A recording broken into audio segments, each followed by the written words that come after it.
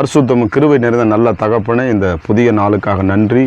இந்த ஆண்டவர் 2024 ஆண்டு 31ஆம் தேதிக்காக இந்த காலை வேலைக்காய் ஸ்தோத்திரம்.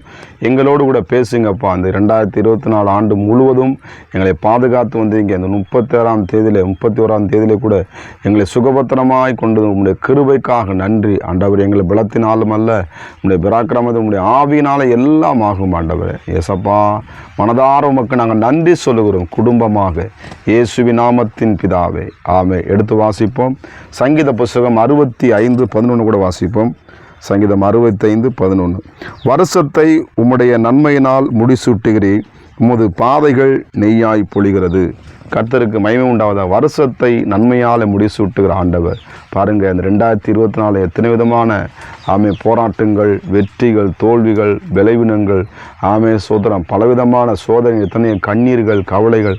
ஆனாலும் ஆண்டவர் ஒரு குறை இல்லாமல் சோதனை நம்மளை போதித்து நமக்கு தேவையான எல்லா காரியங்களையும் செய்து ஆகாரத்தை கொடுத்து விளைவினங்களாம் நீக்கி சோத்திரம் தள்ளாடும் நேரத்தில் ஆண்டவர் நம்மளுக்கு தாங்கி சுகம் கொடுத்து இந்த கடைசி சோத்திரம் இந்த 2024 கடக்க பண்ணி சொல்லி 31ஆம் தேதியில கூட ஆண்டவருக்கு நாம் நன்றி செலுத்துவராய் காணப்படுகிறோம்.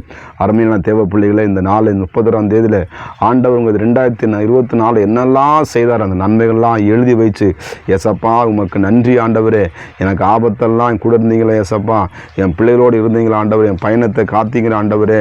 ஆண்டவரே சோத்திரம், எத்தனை விதமான அவமானங்கள் வந்த இடத்துல என் தலையை நிம்மர பண்ணி என்னை மறுபடியும் வெற்றி சிறக்க பண்ணின உங்களுடைய கிருபைகளுக்காய் நன்றி என்று சொல்லி ஆண்டவருக்கு நீங்கள் நன்றி பலிகளை செலுத்துங்க, ஸ்தோத்திர பலிகளை செலுத்துங்க.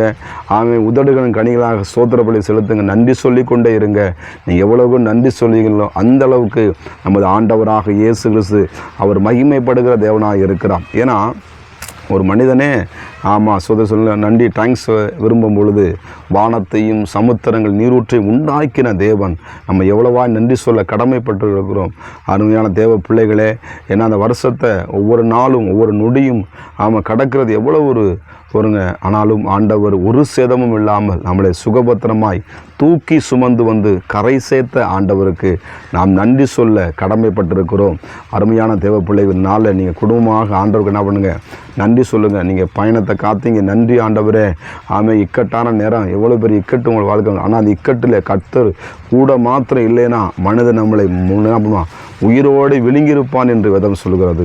ஆனால் எத்தனை விதமான விழுங்குதல், எத்தனை விதமான போராட்டங்கள், எத்தனை விதமான சிங்கங்கள், எத்தனை விதமான கரடிகள்.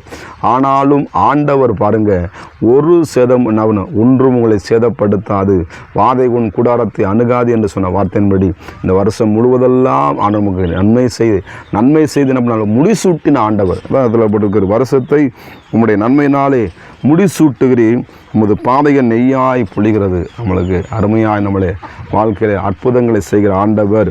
ஏன்னா வசனம் அழகாக சொல்லப்படுகிறது. 12ஆம் வசனம் சொல்லுது பாருங்க, வனாந்தர தாவரங்களில் பொழிகிறது, மேடுகள் சுற்றிலும் பூரிப்பாகிறது. அருமையான தேவ பிள்ளைகளே, மேய்ச்சல் உள்ள வெளிகளின் ஆடுகளும் நிறைந்திருக்கிறது, பள்ளத்தாக்குகள் தானியத்தால் மூடியிருக்கிறது, அவைகள் கெம்பிரித்து பாடுகிறது.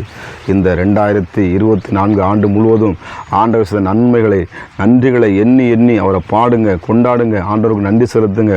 ஆனால் 2024 ஆண்டு முழுவதும் பாதுகாத்துற அதற்காக மறுபடியும் நம்ம எவ்வளவு நன்றி சொன்னாலும் போதாது. அருமையான தேவ பிள்ளைகளே, ஏன்னா 10 குஷ்டரோகியை ஆண்டவர் சுஸ்தப்படுத்துகிறார்.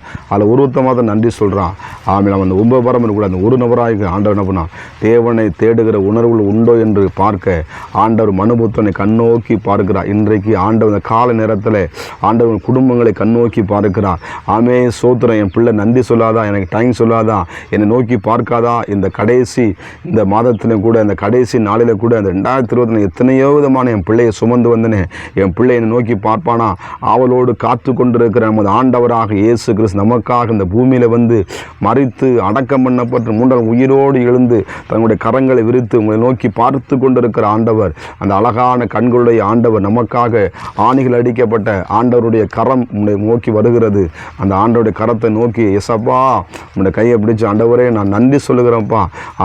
மாத்தால் பலவள மரியாள் தன்னை விட்டு எடுபடாத நல்ல பங்கை பெற்றுக்கொண்டது போல வருகிற ஆண்டு நம்மளுக்கு ஆசுரமான ஆண்டாய் இருக்கும்படி ஆண்டவருடைய பாதத்தை விழுந்து கிடந்து இந்த மாதம் முழு நடத்தி, இந்த வருஷமும் நடத்தினதுக்கு கொடுத்ததுக்கு நன்றி சொல்லி, ஒருவேளை நீங்கள் உபவாசம் இருந்தால் உபவாசம் இருக்கலாம்.